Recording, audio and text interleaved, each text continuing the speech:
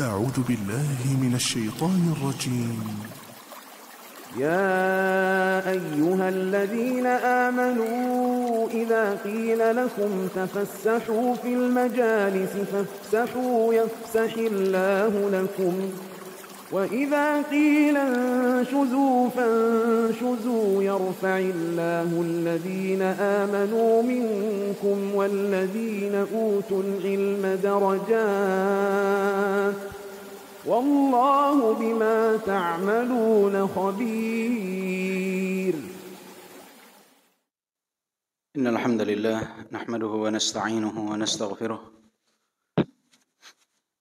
ونعوذ بالله من شرور أنفسنا وسيئات أعمالنا من يهده الله فلا مضل له ومن يضلل فلا هادي له وأشهد أن لا إله إلا الله ربي وحده لا شريك له وأشهد أن محمدا عبده ورسوله يا أيها الذين آمنوا اتقوا الله حق تقاته ولا تموتن إلا وأنتم مسلمون يا أيها الناس اتقوا ربكم الذي خلقكم من نفس واحدة وخلق منها زوجها وبث منهما رجالا كثيرا ونساء واتقوا الله الذي تساءلون به والأرحام إن الله كان عليكم رقيبا يا أيها الذين آمنوا اتقوا الله وقولوا قولا سديدا يصلح لكم أعمالكم ويغفر لكم ذنوبكم ومن يطع الله ورسوله فقد فاز فوزا عظيما اعلموا فإن أصدق الحديث كتاب الله وخير الهدي هدي محمد صلى الله عليه وسلم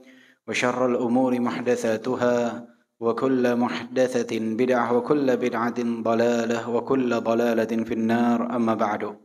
Alhamdulillah wa syukurillah ala ni'amillah, atas segala nikmat dan karunia yang Allah subhanahu wa ta'ala limpahkan kepada kita.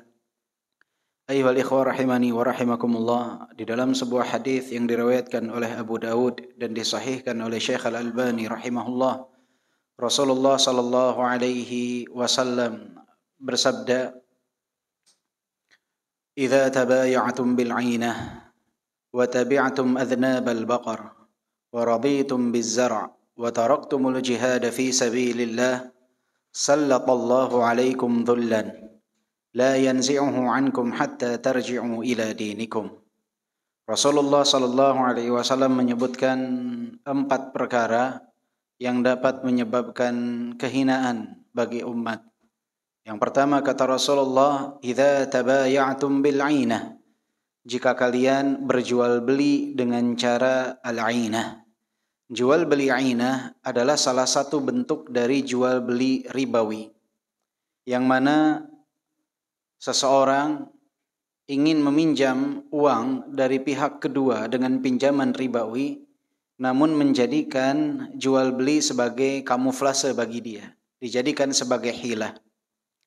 Contohnya, saya butuh uang misalkan 10 juta rupiah. Saya mau meminjam ke Bapak A. Dan kita telah sepakat bahwa 10 juta ini akan dibayar nanti 11 juta rupiah.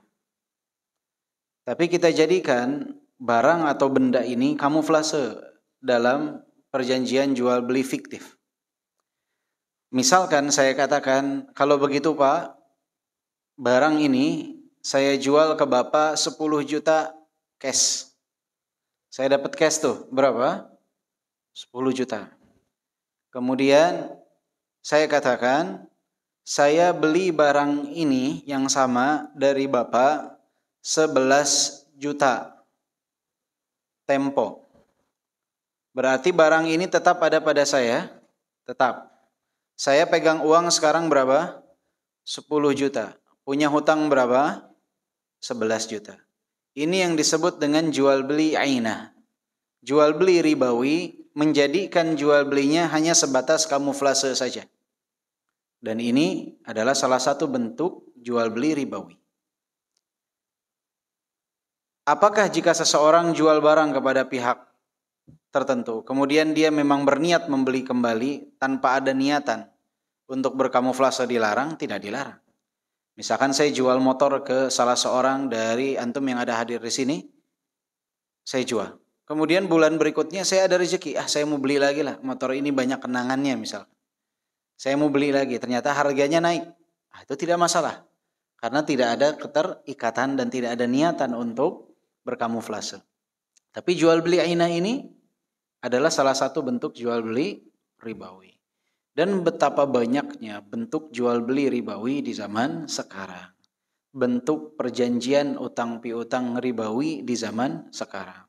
Bahkan di lembaga-lembaga yang kita harapkan menegakkan syariat di dalam perkara perbankan, justru mengajak kita, menawarkan kita untuk melakukan simpanan yang mereka beri nama sesuai syariat mudharabah, namun pada hakikatnya ada unsur ribawi di dalamnya. Karena menjanjikan keuntungan pasti dengan persentase tertentu. Diminimalisikan sekian. Jadi seakan-akan hal tersebut adalah sesuatu yang dibolehkan, padahal terlarang. Atau dengan ibaratnya mencoreng nama murabahah. Dikatakan itu adalah murabahah, tapi pada hakikatnya tidak memenuhi unsur murabahah. Misalkan saya butuh barang ini, tapi saya nggak punya uang. Harga barang ini 5 juta. Saya nggak punya uang. Saya bilang ke pihak B, antum punya uang lebih. Antum beli barang itu tuh. Harganya 5 juta. Nanti kalau antum punya, ana beli ke antum 6 juta. Ketika si B ini membeli barang tersebut, sudah dimiliki oleh dia, baru perjanjian itu betul-betul disepakati. Jadi gak nih beli barang? Ana tawarin ke antum 6 juta. Di sini masih khiyar. Kalau si A bilang, ana nggak jadi, qadarullah, maka tidak ada kelaziman bagi si A ini untuk apa? Untuk membeli barang tersebut. Karena akad baru terjadi setelah si B memiliki barang. Namun saat ini yang terjadi adalah akad antara si A dan si B sudah deal. Terjadi sebelum si B memiliki barang. Ini tandanya perjanjian ini bukan lagi murabahah. Karena si B-nya tidak memiliki barang dan perjanjian itu sudah disepakati di awal. Tandanya berarti si B menjual barang yang tidak dia miliki. Kemudian jika dikatakan ini murabahah tidak tepat. Kenapa? Karena berarti si B ini sama sekali tidak memiliki resiko dari jual beli tersebut. Padahal seseorang kalau mau untung dalam jual beli, dia harus punya resiko untuk apa? Untuk rugi. Harus ada resiko. Kalau tidak ada resiko, berarti sama saja yang jadi patokannya adalah pinjam meminjam ribawi. Dan banyak sekali lembaga yang mengatasnamakan ini murabahah tapi tidak memenuhi unsur murabahah. Dan banyak jenis-jenis praktek ribawi yang tersebar di tengah-tengah masyarakat. Dan banyak yang tutup mata, tutup telinga, tutup mulut, tidak mau keluar dari lingkaran ribawi tersebut. Padahal Allah menghalalkan jual beli dan mengharamkan riba. Menghalalkan jual beli dan mengharamkan riba. Banyak juga penawaran investasi dengan keuntungan pasti. Pak, antum beli, antum masuk uang ke ana 100 juta, tiap bulan ana setor ke antum 1 juta. Tiap bulan disetor 1 juta. Berarti ini kan keuntungan pasti. Harusnya yang namanya mudharabah adalah diambil dari keuntungan perdagangan, bukan persentase dari modal. Karena belum tentu bulan itu untung 1 juta. Kalau ternyata untungnya 100 juta, maka yang naruh uang ini dirugikan tidak? Dirugikan.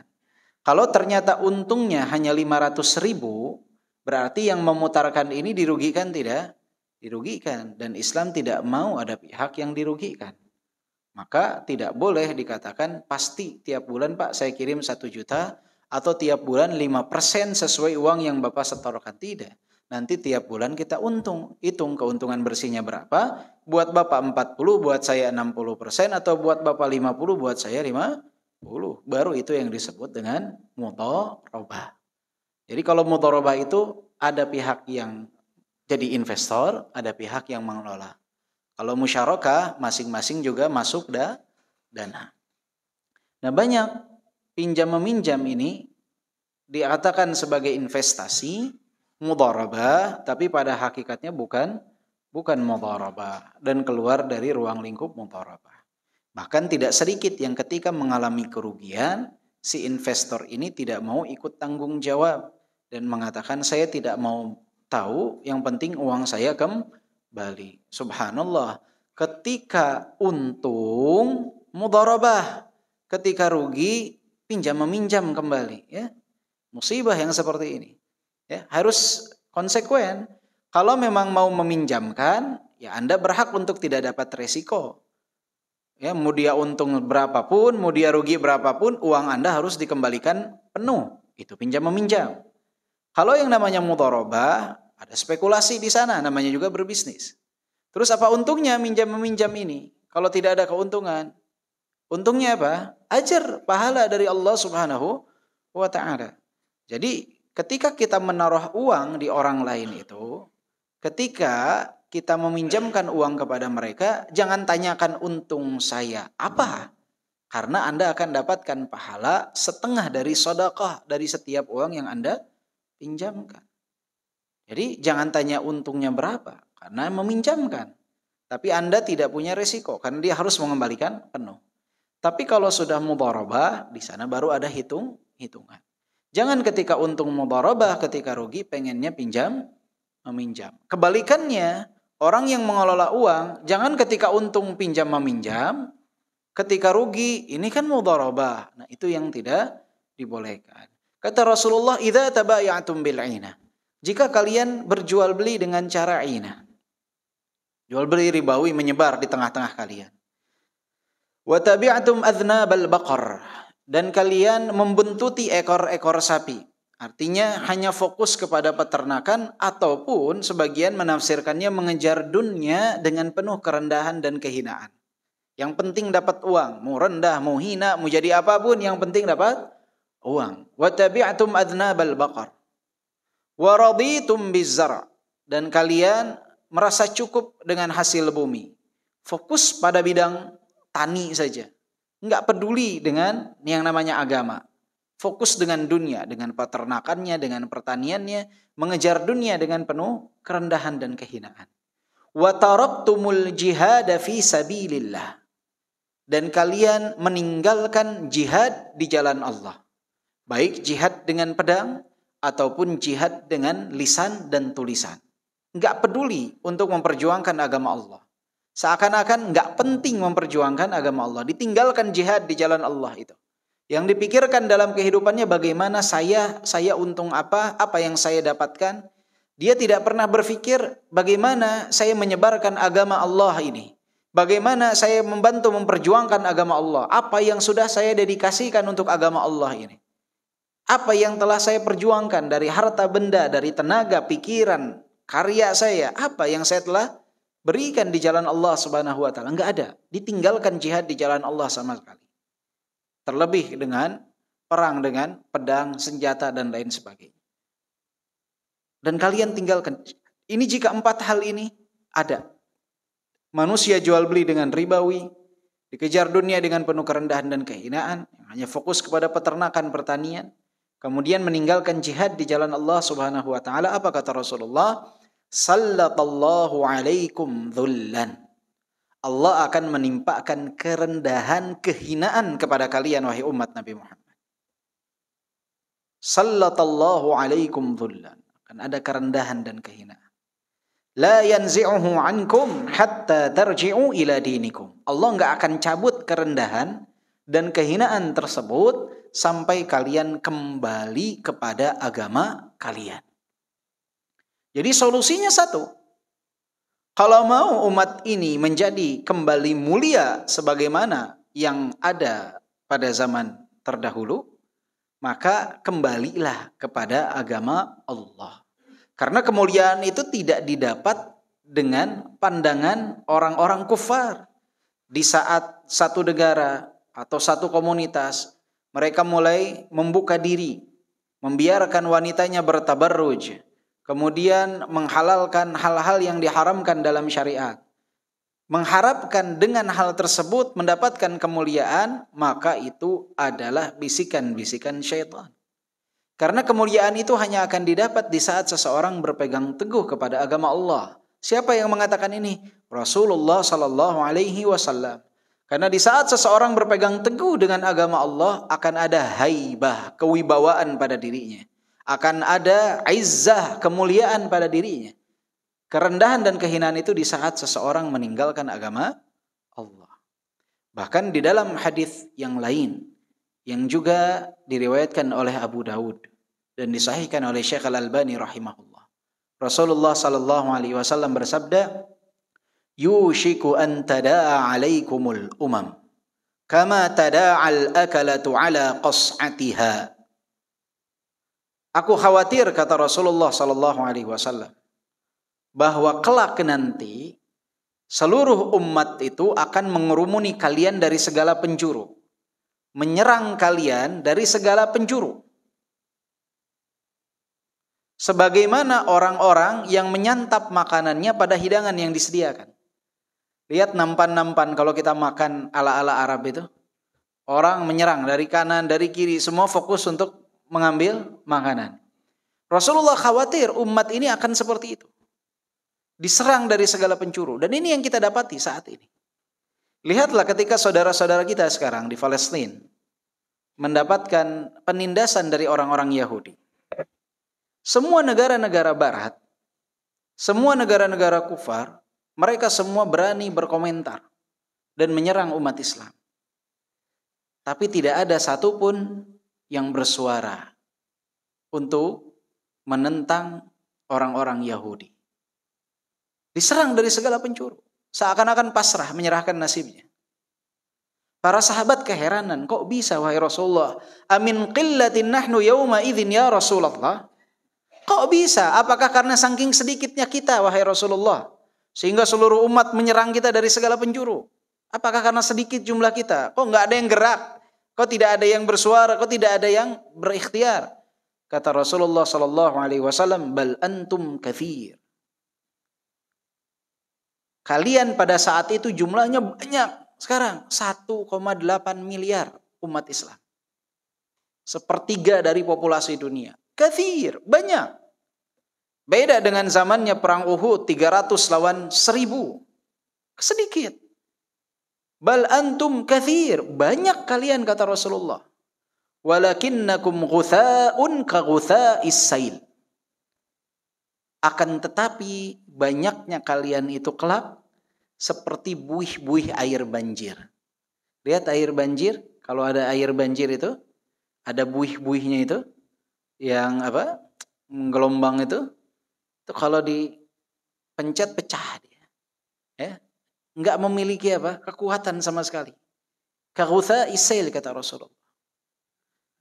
Wala yanzi'annallaha fi suduri aduwikum al-mahabata minkum waliyaqdhifannallaha fi qulubikumul wahn. Kalian seperti buih-buih air banjir.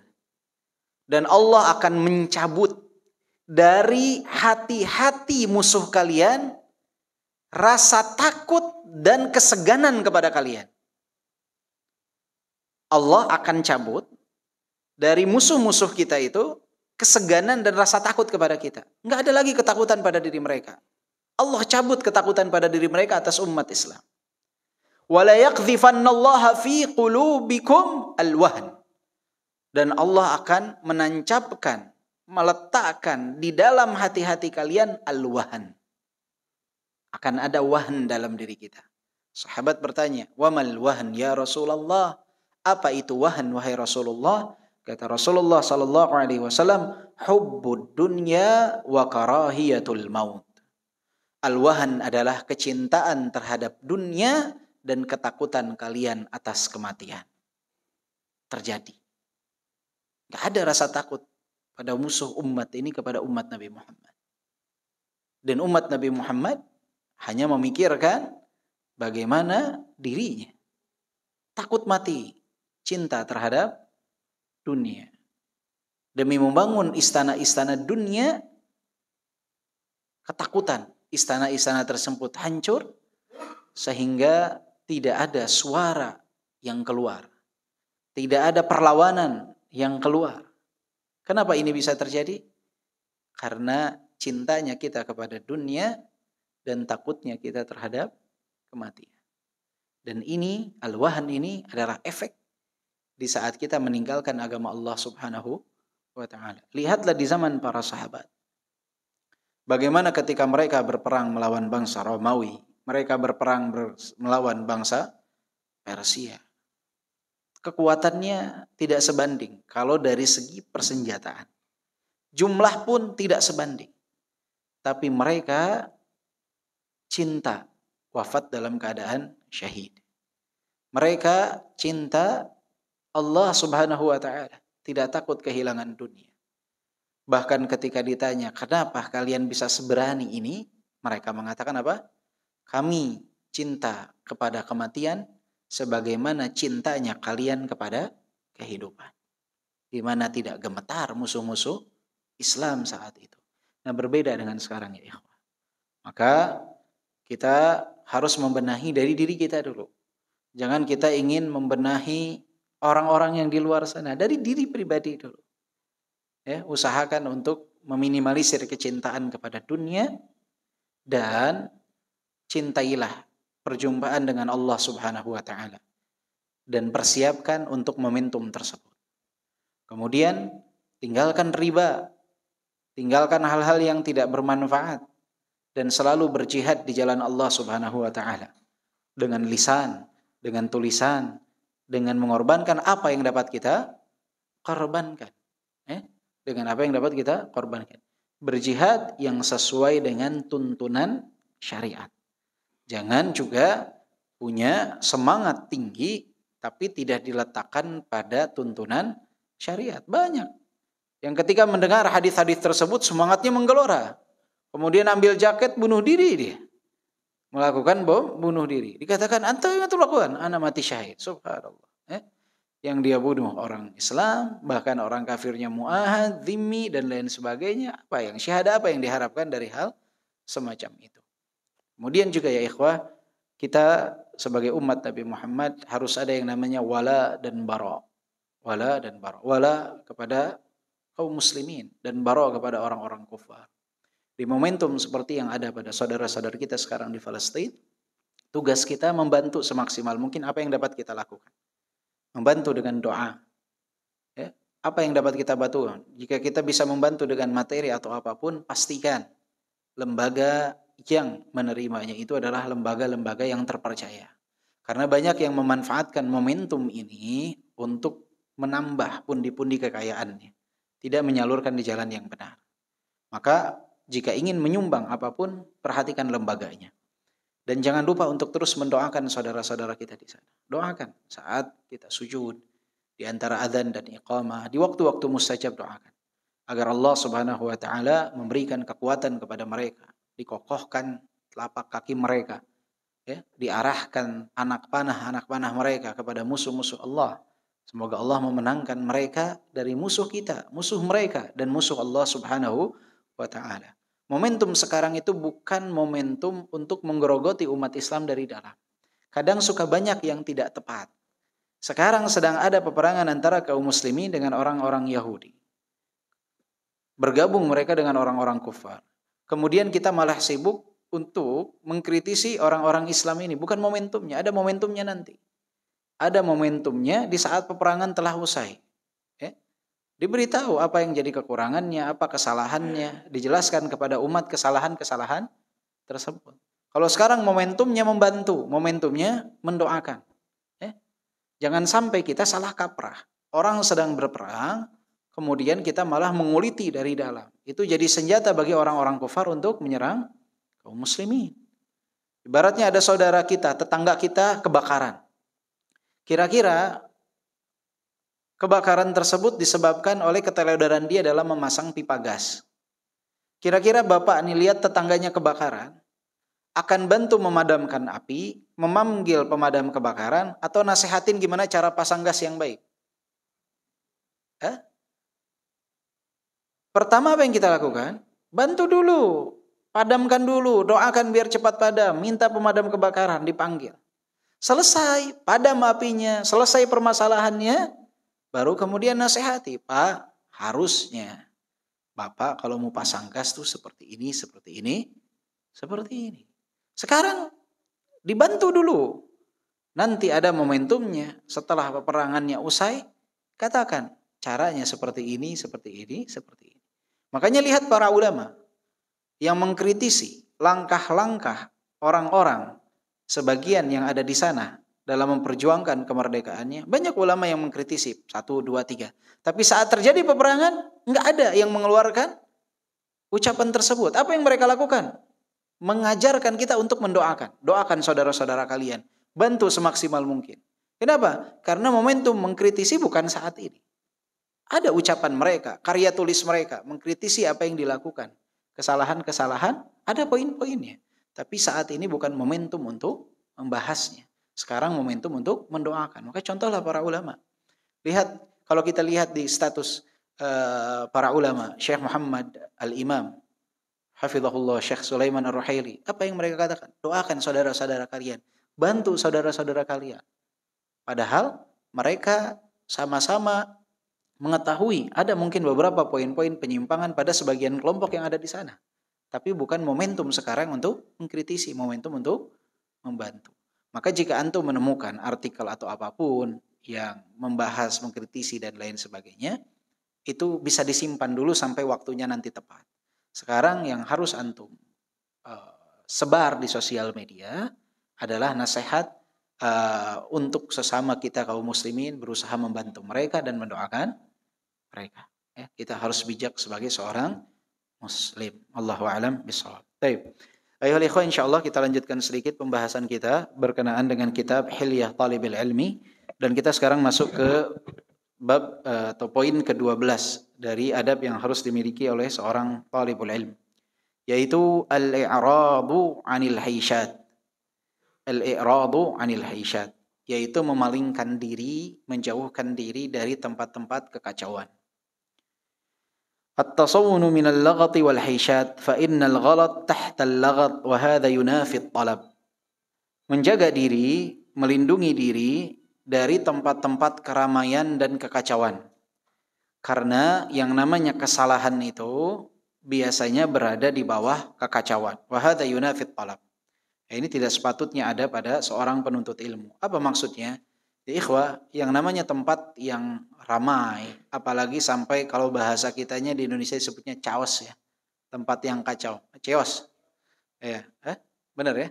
Chaos ya. Chaos. Tempat chaos. Bule dikit chaos. Chaos. Itu seorang penuntut ilmu jangan ada di sana. Kenapa? Karena tempat-tempat tersebut itu akan sulit untuk diidentifikasi. Siapa pelaku, siapa yang berbuat kesalahan. Ketika ada provokator masuk, maka udah gak terkendali itu. Tidak akan terkendali. Maka mendatangkan umat dalam jumlah yang banyak, dalam demonstrasi, 1.000, 10.000, itu sulit untuk mengontrol semuanya. Gak bisa. Ya. Maka lebih baik cari cara yang lain untuk menyampaikan masukan. Bukan dengan berdemonstrasi. Karena salah satu akhlak talibul ilmi itu adalah al-i'radu 'anil haisyat. Menjauhkan diri dari yang namanya tempat-tempat keramaian dan kekacauan yang tidak akan bisa terkendali. Kan kita lihat, setiap ada aksi biasanya minimal ada pembakaran ban.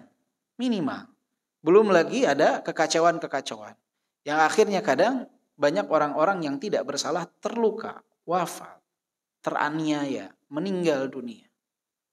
Ya, bentrokan terjadi. Itu tidak sepatutnya dilakukan oleh talibul ilm. Dia harus menjauhkan diri dari tempat-tempat tersebut, ya, dan menasihati umat untuk tidak mendekati tempat-tempat itu. Ya. Karena ujung-ujungnya apa? Ketika menyampaikan pendapat seperti itu, ujung-ujungnya apa?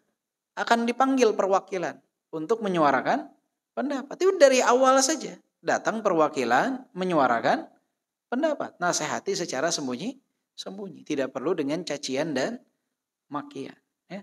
Fir'aun saja disuruh dinasihati oleh Allah dengan lemah lembut kepada Nabi Musa dan Harun. Apalagi mungkin Bapak punya yang namanya wali kota ataupun gubernur atau apapun jabatannya. Itu siapalah dibanding dengan Fir'aun yang mengaku dirinya sebagai Tuhan. Tapi Allah tetap memerintahkan Nabi Musa dan Harun untuk apa? Faqula lahu qawlan layyina. Katakanlah kepadanya kalian berdua dengan perkataan yang lemah lembut. Tidak disuruh berkata kasar. Tidak disuruh untuk mencela dan mencaci, berkata yang lembut. Kita saja nih Pak, kita nih kalau dinasehati enak gak kalau dengan terang-terangan? Kita senang gak Pak? Enggak, tidak. Kita di rumah lah dinasehatin sama istri terang-terangan, senang gak? Depan anak-anak Pak, lagi makan malam sama anak-anak, kemudian kata ibunya, Pak, kalau jadi suami itu yang benar. Sholat ke masjid, takut, umur udah berapa sekarang, padahal dia jarang memang sholat di masjid. Kira-kira mau nerima gak? Depan anak-anak. Jengkel tidak? Jengkel. Atau di sini nih sekarang nih, misalkan ada yang tadi sholat subuhnya gak ke masjid. Terus saya tunjuk, Pak, tadi Bapak gak lihat saya Bapak di masjid. Bapak ngapain tidur Pak malam-malam Pak? Sampai kesiangan, ya? Gak sholat di masjid. Takut Pak sama azab Allah. Kira-kira menerima Pak? Mau hadir lagi pekan depan? Mau hadir lagi? Nggak. Padahal mungkin bapak tersebut tidak memiliki kekuasaan. Tidak memiliki kedudukan. Ini apalagi yang dianggap memiliki kedudukan. Punya pasukan. Kemudian ditunjuk-tunjuk seperti itu. Bahkan dikeluarkan kebun binatang. Lafaz-lafaz kebun binatang. Kira-kira mau nerima nasihat? Akan masukkan nasihat tersebut? Enggak.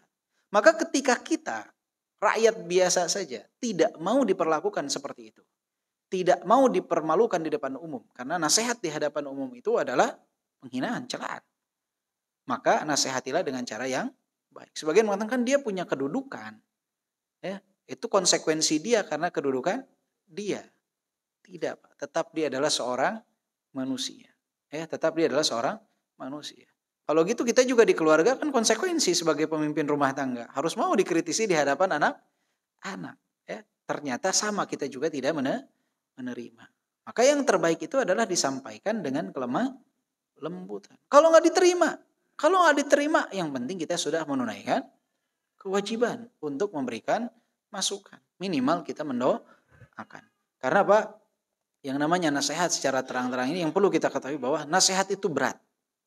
Nasihat itu berat. Karena nasihat itu menandakan orang yang memberikannya pada poin tersebut lebih baik daripada orang yang diberikan. Contoh, ketika kita menasehati seseorang untuk berlaku adil, maka saat itu sama saja kita mengatakan bahwa saya ini dapat berlaku adil, Anda tidak. Saya nasihati Anda untuk berlaku adil. Nasihat ini berat. Karena yang menyampaikannya itu dalam pandangan manusia itu lebih baik daripada siapa? Daripada orang yang akan disampaikan nasihat. Maka jangan ditambah keberatan dari nasihat itu dengan cara menyampaikannya. Nasihat itu udah gak enak dari sananya Pak. Dirasa itu pahit seperti obat. Ketika ada orang yang menasihati selembut apapun, ke hati itu pasti berat. Kalau bukan karena ketakwaan kepada Allah Subhanahu wa taala. Dalam hati itu akan mengatakan, siapa dia nasihatin anak? Selembut apapun kata-katanya, itu berat. Maka jangan ditambah dengan kata-kata yang kasar. Jangan ditambah dengan kata-kata yang kasar. Coba ada orang yang lemah lembut ke Bapak. Misalkan nih Pak, contoh. Bapak datang ke masjid. Kemudian Bapak melaksanakan sholat. Ternyata ketika Bapak sholat, itu ada orang yang melihat memperhatikan Bapak saat sholat sunnah. Ternyata bacaan Al-Fatihah Bapak ini gak wajar kecepatannya. Misalkan baru harusnya nih dia sambil baca Al-Fatihah di belakang Bapak dia lihat, dia baca Bismillahirrahmanirrahim, Alhamdulillahirrahmanirrahim, Ar-Rahmanirrahim. Bapaknya sudah ruku, Allahu Akbar. Berarti kan gak wajar nih kecepatannya. Selesai sholat Bapak tanya, Assalamualaikum Pak, gimana kabarnya, sehat? Alhamdulillah, Masya Allah. Dari mana Pak? Dari sana. Oh Masya Allah, lagi mampir ke sini. Iya Pak, mohon maaf sebelumnya. Tadi saya lihat Bapak bacaan Al-Fatihahnya kayaknya terlalu cepat. Sedangkan tumanina itu rukun sholat. Coba nanti untuk kedepannya baca Al-Fatihahnya bisa lebih diperlambat. Karena tumanina itu rukun sholat. Malu gak? Berat gak? Berat sebetulnya. Untuk menerima itu berat. Ya. Tapi karena kata-katanya santai, diawali dengan muqaddimah, pembukaan, maka mau tidak mau, dia harus nerima. Tidak ada alasan untuk menolak. Tapi coba kalau Bapak beres sholat, kemudian orangnya di belakang, sholat yang benar. Kira-kira mau nerima Pak? Enggak. Ya. Jadi nasihat itu berat. Maka jangan diperberat dengan cara yang salah. Ya. Maka sama yang ada di zaman sekarang itu adalah tadi acara-acara demonstrasi dan dijauhi lah. Tidak perlu kita ikut-ikutan. Apalagi nanti menjelang pemilu ada konvoi barang-barang itu dihindari. Karena pasti ada kemudharatan di dalamnya. Ya, yang ramai-ramai seperti itu bisa menyebabkan chaos. Ya. Kemudian di sini disebutkan wa min latifin ma yustahbar huna ma dzakarahu sahibul wasit fi udaba'i syinqit wa anhu fi mu'jamil ma'ajim. Kata beliau, ada satu hal yang menarik kata beliau yang telah disebutkan oleh penulis kitab Al-Wasit fi Udaba'i Syinqit dan juga di dalam Mu'jamul Ma'ajim. Disebutkan kisah ini dalam dua kitab tersebut. Annahu waqa'a niza'un baina qabilatain. Pernah terjadi perselisihan di antara dua kabilah, dua suku. Fasa'at bainahuma qabilah ukhra fi sulhi. Kemudian mereka menyepakati kabilah ketiga itu untuk menjadi penengah di antara mereka. Fataradu bi hukmi syara'. Mereka pun ridha dengan ketetapan hukum syariat. Wa hakamu 'aliman. Menetapkan seorang alim sebagai qadhi, hakim atas permasalahan mereka. Fastadhhar qatala arba'atan min qabilatin bi arba'atin qatalu min al-qabilatil ukhra. Maka hakim tersebut, qadhi tersebut memberikan hukum agar 4 orang dari kabilah A itu dibunuh sebagai konsekuensi atas wafatnya 4 orang dari kabilah B. Karena telah terbunuh 4 orang dari kabilah B, maka 4 orang dari kabilah A ini diqisas sebagai agar terjadinya kesamaan antara dua kabilah tersebut. Faqala Syekh Bab Ibn Ahmad. Kemudian seorang syekh yang hadir di situ, Bab Ibn Ahmad, mengatakan, "Mithlu hadza la qisasun fihi." Kasus seperti ini tuh enggak ada qisas. Apa yang kau katakan salah, keliru. Enggak ada qisas. Faqala al-qadhi menjawab, "Inna hadza la yujad fi kitab." Enggak ada tuh. Kalau kamu katakan tidak ada qisas, enggak ada keterangan seperti ini dalam kitab apapun. Kitab nakirah. Artinya kitab apapun enggak ada yang menyebutkan ini bukan qisas. Kata Bab Ahmad mengatakan, Syekh Bab Ahmad mengatakan, bal lam yakhul minhu kitab. Bal lam yakhlu minhu kitab. Justru tidak ada satu kitab pun kecuali menjelaskan tentang itu. Dikatakan tidak ada kitab yang menyebutkan tidak ada qisas tentang hal tersebut. Kemudian kata Syekh Bab Ahmad, bahkan sebetulnya tidak ada satu kitab pun melainkan telah tercatat di dalam kitab tersebut. Qala al-qadhi tersebut, hakim tersebut mengatakan, hadzal qamus, ini kamus. Ini kamus kitab kan? Kamu katakan tidak ada satu kitab kecuali ada keterangan ini. Ini kitab, kamus. Yani annahu yadkhul fi umumi kitab. Masuk dalam kategori kitab, ini kamus nih. Coba cari. Coba cari isi dari kamus ini yang menerangkan tidak ada qisas. Karena kau katakan semua kitab pasti ada keterangannya nih, kamus cari. Fatanawal sahibut tarjamah al-qamus. Kemudian dilihat dari kamus tersebut, wa awwalu ma waqa'a nadrahu alaihi wal haisyah. Maka di kamus itu ada kata al-haisyah. Al-fitnah wa ummu hubain. Wa laysa fil haisyati qawad. Di sana ditulisnya qiwad ya. Harusnya qawad. Kata beliau, ini kamus nih. Lihat, al-haisyah, kekacauan. Kekacauan al-haisyah adalah apa? Fitnah. Wa ummu hubain, juga makna dari sejenis serangga. Wa laysa fil haisyati qawad. Tidak ada hukum qisas yang berlaku dalam kekacauan, dalam fitnah, enggak ada. Karena enggak tahu pelakunya siapa. Apa kita mau mengqisas orang yang tidak bersalah? Enggak mungkin. Kata Bab Ahmad nih dalilnya, bahwa yang namanya al-haisyah itu laisa fil haisyati qawad. Enggak ada peraturan qisas dalam fitnah ataupun kekacauan. Ai fil qatil fil fitnah la yadra qatiluhu. Enggak ada. Dalam pembunuhan jika terjadi fitnah itu kekacauan tuh enggak ada qisasnya. Fata'ajjabun nas min mithli hadzal istihdar fi dzalikal mawqif al-haraj. Maka merasa kagumlah manusia saat itu yang hadir di tempat tersebut bagaimana beristinbatnya Syekh Bab Ahmad dari kamus tersebut. Ini sesuatu yang luar biasa. Sehingga tidak terjadilah qisas itu. Ini apa maksudnya ikhwah? Jika antum terbunuh dalam kekacauan pun itu enggak ada qisasnya. Enggak ada yang dibunuh lagi. Mungkin bahkan tidak ada yang dipenjara kecuali mungkin karena faktor kelalaian. Lihat kasus-kasus yang terbunuhnya orang yang banyak dalam kekacauan. Ada yang dikisos? Tidak ada. Maka rugi orang ikut dalam kekacauan karena dia tidak dapat mendapatkan haknya. Kata dia dizalim karena enggak ketahuan siapa yang menjadi pelaku. Maka seorang thalibul ilmi harus menghindari tempat-tempat seperti itu yang dapat menyebabkan kemudaratan bagi dirinya atau kemudaratan bagi orang lain. Ya, ini yang sangat disayangkan, banyak tulab jadi provokator. Di rumah dia provokator.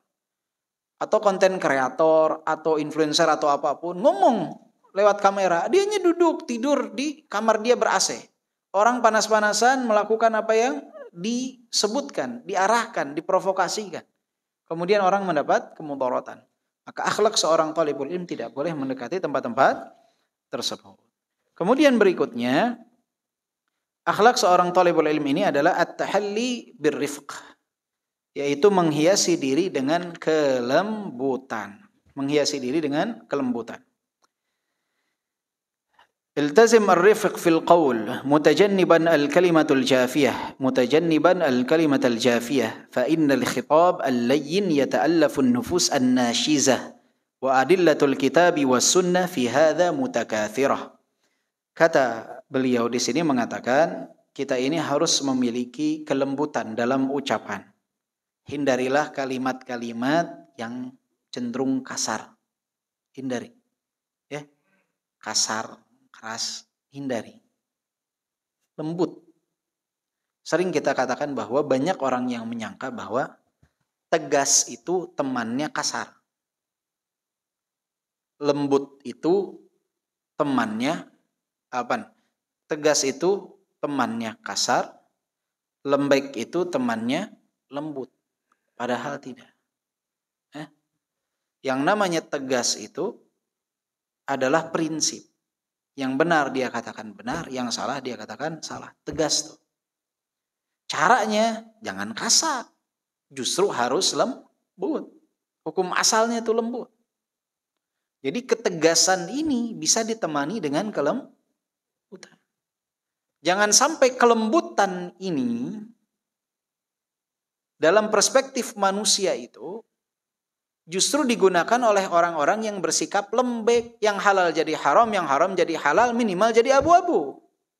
Karena kelembutan ini saking indahnya di telinga manusia, di pandangan manusia, sering digunakan oleh orang-orang yang menyimpang, menutupi kelembekan mereka, yang membuat yang hak dan batil abu-abu, mereka gunakan untuk meletakkannya di hati-hati manusia. Harusnya yang punya kelembutan ini adalah orang-orang yang berada dalam ketegasan. Yang dia mengatakan yang hak itu hak, yang batil itu batil. Jangan sampai yang hak ini, ketegasan ini, karena dia bungkus dengan kekerasan, dengan kekasaran, Sehingga tertolak dalam hati manusia. Orang nggak mau dengar. Kenapa? Kasar. Padahal yang disampaikan benar. Tapi ketika orang ini menyampaikan kebatilan dengan cara yang lembut, justru jadi diterima oleh manusia. Maka seorang talibul ilmi itu harus menghiasi ketegasannya, kebenarannya dengan kelembutan. Jangan sampai kelembutan ini yang merupakan perhiasan penuntut ilmu digunakan oleh ahlul batil, orang-orang yang menyuarakan kebatilan. Karena banyak sekarang ya, orang yang menyuarakan kebatilan membungkusnya dengan kelembutan. Jadi image-nya, oh itu dia lembut, dia benar. Akhirnya orang yang berada dalam kebenaran karena dibungkus dengan kekasaran, ucapan yang tidak mengenakan, bahkan dibungkus juga dengan kebun binatang kata-katanya, itu orang menjadi lari dari kebenaran. Nggak boleh. Yang namanya kelembutan itu adalah temannya kebenaran. Itu asal, dasarnya seperti itu. Kita harus berlaku lemah lembut. Itu hukum asalnya, jangan dirubah. Jangan dirubah. Hukum asalnya lemah lembut. Ada momentum-momentum yang kita harus tegas. Ya. Mengangkat sedikit suara. Ekspresi yang berbeda. Ada momentumnya. Tapi hukum asalnya itu adalah lembut. Hukum asalnya adalah kelembutan. Karena Rasulullah SAW mengatakan apa? Wa ma kana rifqu fi syai'in illa zanahu wa ma nuzi'a min syai'in illa syana. Kelembutan itu kalau ada pada sesuatu akan membuatnya indah. Jika hilang, maka akan membuatnya menjadi rusak, hancur dia. Jadi kelembutan itu luar biasa. Kelembutan itu Pak, ibarat kalau di mesin itu Pak, olinya Pak. Lihat kalau mesin nggak ada oli Pak, besi ketemu besi gimana? Nah dikasih oli biar apa? Lembut dia. Biar lembut. Nah, itulah fungsi kelembutan itu. Karena kalau enggak ya besi ketemu dengan besi. Diisi dengan kelembutan. Nah, jangan sampai ini dimanfaatkan oleh pihak lain yang ingin menyebarkan kebatilan dan kesesatan. Banyak orang yang menyebarkan kisah-kisah palsu. Dibungkus dengan apa? Kelembutan. Menarik di mata orang. Banyak orang yang menyebarkan akidah-akidah batil. Pemahaman-pemahaman menyimpang. Kemudian dibungkus dengan kelembutan. Jadi indah. Banyak orang-orang Syiah menyebarkan kebatilan mereka dengan cara-cara yang lembut. Orang jadi nerima. Harusnya ini, kelembutan ini digunakan oleh para tullabul ilm, para penuntut ilmu yang menyebarkan kebenaran. Maka di sini Syekh mengatakan, fa innal khitabul layyin yata'allafun nufus an-nashizah. Karena penyampaian yang lembut itu dia akan merangkul hati-hati yang berpaling, hati-hati yang jauh, hati-hati yang error lah, itu dapat dirangkul dengan apa? Dengan perkataan yang lembut. Wa adillatul kitabi wa sunnah fi hadza mutakatsirah. Dan dalil dari Al-Qur'an dan As-Sunnah berkenaan dengan hal ini sangat-sangat banyak, sangat-sangat banyak, ya. Tadi yang saya katakan, awalnya itu kelemah lembutan dasarnya, tapi tidak selamanya. Kadangkala boleh juga kita untuk melakukan ketegasan. Bahkan dalam syariat ini dianjurkan kita juga untuk melakukan pukulan. Contoh nih ya, Rasulullah mengatakan apa? Murru auladakum aw abna'akum bis-shalah li sab'a wadribuhum 'alaiha li 'ashr. Perintahkan anakmu untuk salat umur berapa? 7 tahun. Wadribuhum 'alaiha li 'ashr. Kalau enggak mau umur 10 tahun sudah mulai dipukul. Ada perlu yang namanya apa? Ketegasan. Tapi pukulan ini bukan ta'dzib, tapi pukulan ta'dib. Bukan pukulan dalam rangka mengazab, meninggalkan bekas yang luar biasa, tidak. Tapi ta'dib, tujuannya untuk mengadab dia. Jadi bukan ta'dzib. Karena zaman sekarang orang berprasangka memukul. Jika tidak mau dinasehati itu pukulannya adalah pukulan azab. Pakai gesper, pukul jepret-jepret kencang-kencang, tidak.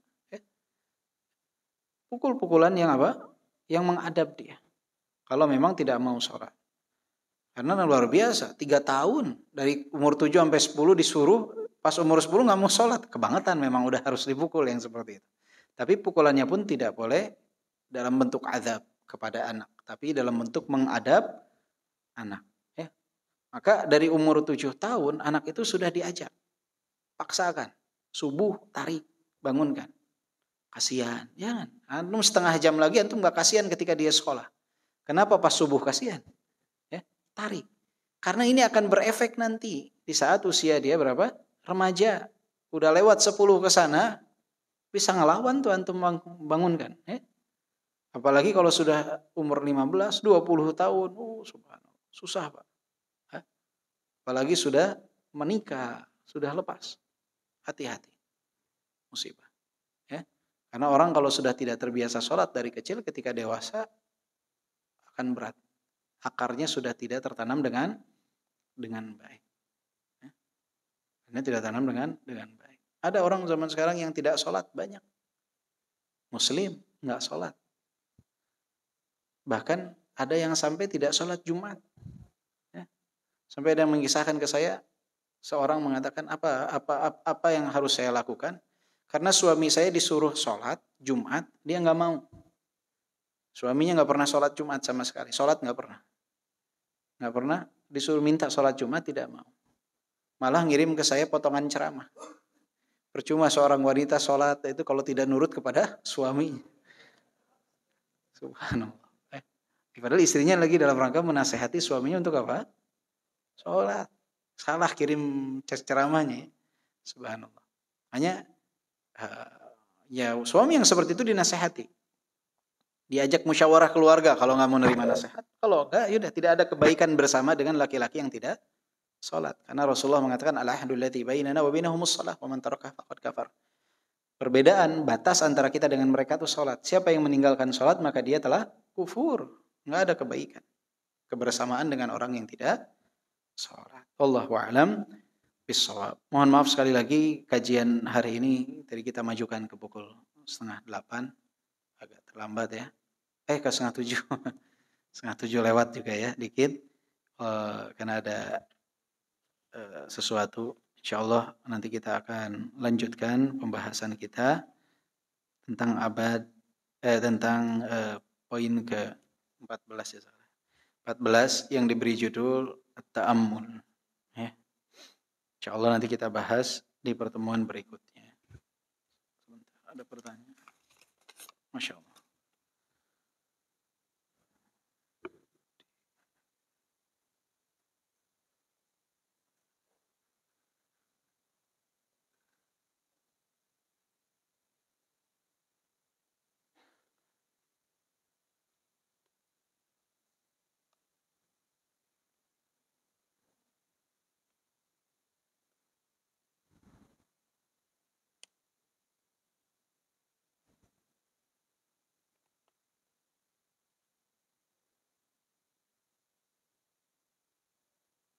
Baik, ini saya bacakan ya.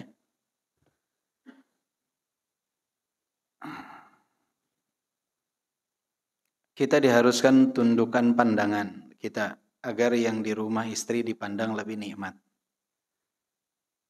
Dari hal tersebut, sebagai penuntut ilmu sekaligus ayah dari anak-anak, mencoba mengamalkan hadis tersebut. Intinya, bagaimana menasihati istri agar tidak tersinggung untuk lebih perhatian kepada suaminya ketika di dalam rumah. Terkait penampilan, terkadang pagi sampai sore, kami di kantor banyak pandangan yang segar-segar dibanding di rumah. Terkadang saya ingin menasihati istri menjadi rapi, tapi takut dan ragu. Kadang takut membuatnya tersinggung dan ditakutkan malah minta uang belanja. Atau uang saku lebih, mengingat harga perawatan dan skincare tidaklah murah. Maaf Ustaz, kepanjangan, mungkin pertanyaan ini bisa menjadi atau mewakili bapak-bapak yang hadir kajian. Betul? Oh betul. Menasihati istrinya. Taib. Baik. Yang pertama dari pihak suaminya dulu nih. Ya. Jadi dari pihak suami, kita itu dalam syariat disuruh untuk menundukkan pandangan. Dan titik terlemah kita, ya mata kita. Saya laki-laki, antum semua laki-laki. Kita sadari bahwa titik paling lemah kita ada pada mata kita. Ini bukan titik terlemah wanita, tapi titik terlemah pada kita. Ada pada mata. Terlebih lagi yang misalkan bekerja di tempat-tempat yang di sana banyak terdapat wanita-wanita yang tidak sedikit yang mungkin mengumbar aurat dan lain sebagainya. Ini balwa musibah, ya. Apalagi yang naik kendaraan umum, kereta dan lain sebagainya. Karena ketika pagi hari itu wanita itu keluar dari rumahnya yang bekerja itu dengan penampilan terbaik, make up terbaik, minyak wangi terbaik, pakaian terbaik mereka. Ya, itu sangat memberatkan pandangan kita memang untuk ditundukkan. Tapi satu hal yang dapat mencegah kita memandang mereka adalah ketakwaan kepada Allah Subhanahu wa taala. Berat, memang berat. Maka kita harus minta pertolongan Allah. Allahumma a'inna ala ta'atik. Ya Allah, tolonglah aku dalam ketaatan kepadamu. Ya. Allahumma ihfaz absarana. Ya Allah, jagalah pandangan kami, mata kami. Minta kepada Allah Subhanahu wa taala karena bukan sesuatu yang mudah. Sulit, Pak. Sulit. Ya. Sulit. Kita sulit sekali untuk hal tersebut. Apalagi kita hidup di Indonesia yang Masya Allah, tabarakallah, kadang kita mau ke masjid, pulang dari masjid, pulang kajian, pandangan beraneka ragam. Ya. Itu sulit untuk dijaga memang. Tapi ini adalah konsekuensi kita. Insya Allah semakin kita jaga, pahalanya semakin besar. Ya. Kemudian, bapak-bapak ini, kita nih Pak, perlu bantuan dari istri kita untuk menahan pandangan. Karena kalau kita kenyang, pandangan kita nih kenyang, ketertarikan untuk melihat di luar itu akan minim. Mohon maaf nih, jika bapak-bapak selesai, mohon maaf, berhubungan suami istri. Ketika keluar itu, keinginan untuk melihat kanan kiri itu berkurang drastis. Kenapa? Karena sudah terpenuhi hasrat dan keinginan bapak-bapak sekalian. Betul tidak? Ya, keinginannya sudah terpenuhi, sudah dikenyangkan. Ya. Tapi itu akan terisi lagi tuh. Hormonnya itu akan terisi lagi. Mungkin tidak 3 hari, 4 hari, akan seperti itu lagi. Datangi istri, akan terpuaskan. Ya. Kemudian, untuk istri yang pertama, untuk para ibu, berusaha maksimal untuk melayani suami. Para laki-laki itu sulit untuk menahan hanya dalam 1 pekan 1 kali saja untuk berhubungan suami istri. Ya. Minimal, ya 1 pekan 1 kali mungkin. Bisa 1 pekan 2 kali, apapun, ya semaksimal yang dapat dilakukan. Karena itu sangat membantu mereka menahan pandangan. Kemudian yang kedua, berhiaslah dengan hiasan yang baik di rumah.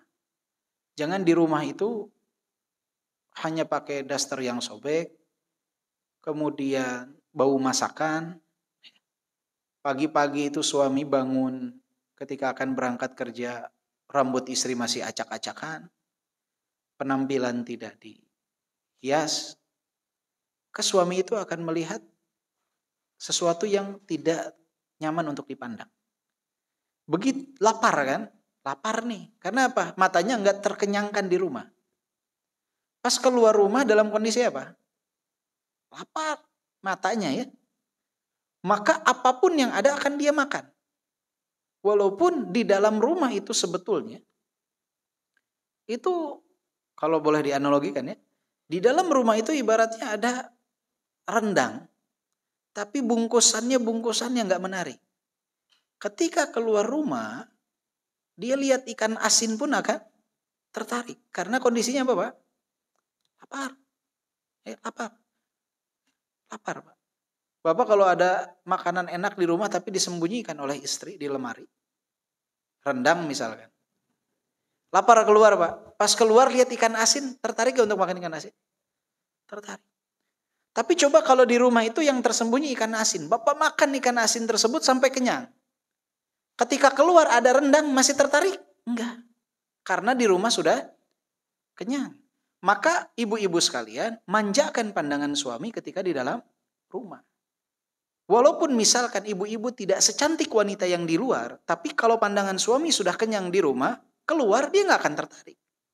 Tapi secantik apapun ibu-ibu sekalian, namun di rumah tidak mengenyangkan pandangan suami, ketika suami keluar, mau sejelek apapun wanita tersebut, itu akan enak untuk dilihat.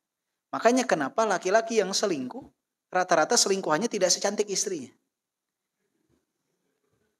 Kenapa? Istrinya cantik, tapi tidak berhias.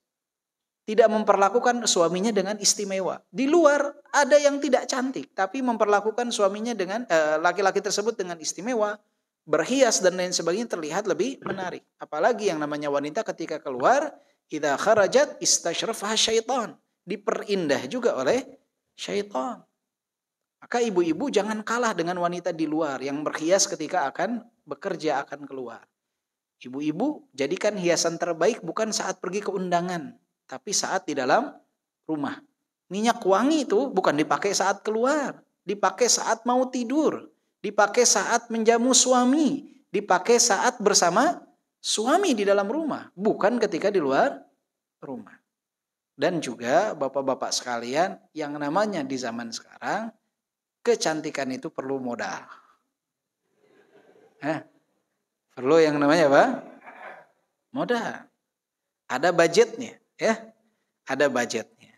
Ya, mungkin istri kita ya masing-masing punya hobi. Yang namanya wanita itu salah satu halnya berhias. Dan berhias itu balik manfaatnya buat siapa? Buat bapak-bapak sekalian. Jadi jangan dianggap merugikan. Anggap itu investasi. Karena apa? Manfaatnya luar biasa. Pertama, menjaga penampilan istri. Kedua, investasi buat akhirat bapak. Karena dengan istri berhias, meminimalisir maksiat kita.